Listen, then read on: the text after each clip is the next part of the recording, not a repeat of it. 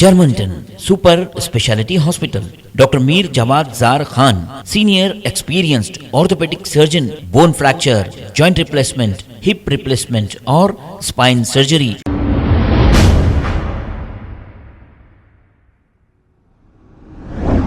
अस्सलाम वालेकुम नाज़रीन, 7H न्यूज़ में आपका इस्तकबाल है। चारमीनार ट्रैफिक पुलिस की जानिब से government city college x road पर देर रात शराब पीकर गाड़ी चलाने वालों की चेकिंग की गई। आइए देखते हैं ये रिपोर्ट।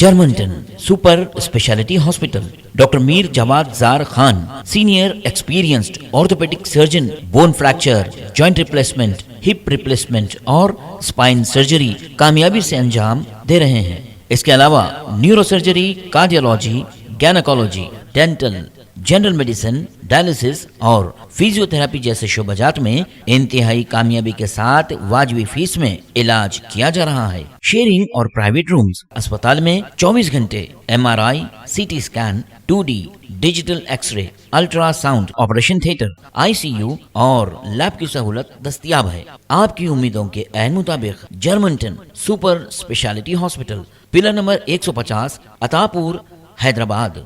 खबर है शहर की, खबर है गाँव की, खबर है सारी दुनिया की। 7H न्यूज़ पसंद आए तो लाइक कीजिए, शेयर कीजिए और सब्सक्राइब करना ना भूलें। 7H news.